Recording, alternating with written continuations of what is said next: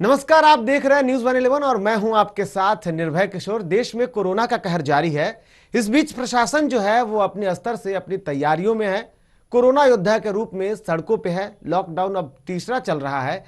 इस बीच जैसे ही तीसरी की जब शुरुआत हुई थी तो खुद डीजीपी गुप्तेश्वर पांडे ने कहा था कि वो खास करके रेड जोन वाले इलाके में जाएंगे और वहां कोरोना योद्धा जो होंगे उनको सम्मानित करेंगे, उनका हौसला वर्धन करेंगे। इस दौरान आज डीजीपी गुप्तेश्वर पांडे अब अपने बातों के अनुसार वो अब निकल चुके हैं और रेड जोन की शुरुआत उन्होंने राजधानी पटना से शुरू की है। दरअसल पटना के पटना सिटी में वो पहुंचे और वहां पे उन्होंने लोगों से मुलाकात की, जो कोरोना वायरस से उनसे मुलाकात की।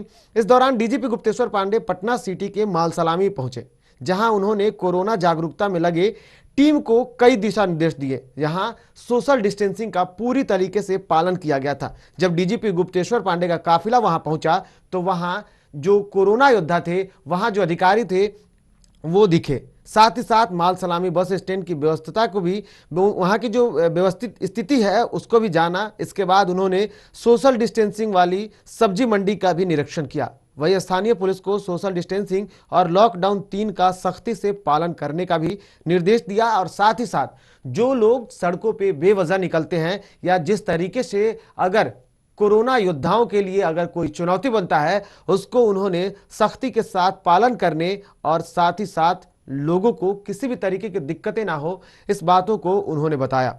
आपको बता दें कि पहले चरण की लॉकडाउन जिस तरीके से देश में लगी, उसके बाद पहले, दूसरे और अब तीसरी चल रही है। इस तीसरे को लेकर के देश में थोड़ी समस्याएं थी। समस्या ये थी क्योंकि देश में जिस तरीके से लॉकडाउन लगाए गए हैं, कोरोना के कहर को कम करने के लिए देश में लॉकडाउन लागू है, लेकिन इस तीसरे लॉकडाउन में स्थिति थोड़ी सी इस कदर परेशान करने वाली है क्योंकि देश को 3 जोन में बांटा गया है। सबसे पहला जो है वो रेड जोन है, जहां पे संक्रमण की संख्या सबसे अधिक है या संक्रमण है। इसके अलावा दूसरा जो है वो ऑरेंज जोन है, यहां संक्रमण बढ़ने के चांसेस हैं और यहां संक्रमण है। इसके अलावा तीसरा ऐसा जो जोन है जहां किसी भी तरीके से संक्रमण के शिकार जो हैं या संक्रमण की संख्या यहां नहीं है। इसके अनुसार भी अलग अलग जिलों में, अलग अलग जगहों पे जहां पे ये जोन लगे हुए हैं वहां पे सुविधाएं दी जा रही है।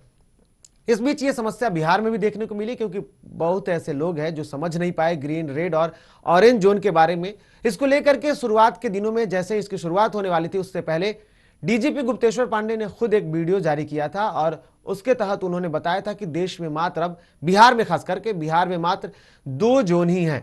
पहला जो है वो रेड जोन होगा और दूसरा जो होगा वो ऑरेंज जोन होगा, यानी कि बिहार में ग्रीन जोन नहीं है। और जो सुविधाएं होंगी वो येलो और माफ कीजिएगा वो ऑरेंज और रेड जोन के मुताबिक ही होगी। लेकिन इसके बीच भी जिला प्रशासन जो होगी वो स्थिति को समझते हुए छूटों में परिवर्तन कर सकती है। हालांकि अब जिस तरीके से उन्होंने कहा था उसकी शुरुआत उन्होंने कर दी है और वो अब सबसे पहले मालसलामी पटना सिटी पहुंचे और वहां उन्होंने जानकारी दी। इस दौरान जब पत्रकारों ने उनसे स्थितियों का हाल जाना तो उन्होंने साफ तौर पर कहा कि ये लॉकडाउन जो है वो पहले की ही तरह है। क्या कुछ कहा डीजीपी गुप्तेश्वर पांडे ने, आप भी सुनिए। जैसे पहले चरण का लॉकडाउन था, आम आदमी के लिए तीसरे चरण का लॉकडाउन भी उसी तरह से है। आम आदमी के लिए कोई छूट नहीं है। पहले की तरह अपने घरों में रहिए, सुरक्षित रहिए।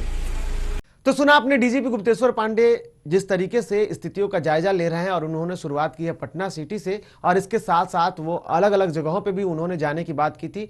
बिहार में 5 जोन है, माफ कीजिएगा, बिहार में 5 जिले जो ऐसे हैं जो रेड जोन में शामिल हैं और यहां की स्थितियों के लिए खुद उन्होंने कहा था कि वहां जाएंगे और वहां स्थितियों का हाल जानेंगे और जो वहां काम करने वाले, जो वहां काम कर रहे हैं कोरोना योद्धा, इस महामारी के जंग में भी खुद के जीवन को जोखिम में डालकर वो काम कर रहे हैं, उनका हौसला वर्धन करेंगे।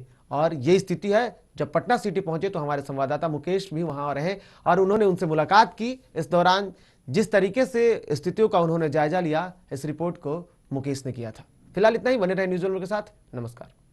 बिहार और झारखंड की तमाम खबरों के लिए हमारे YouTube चैनल को सब्सक्राइब करें और बेल आइकन दबाना ना भूलें।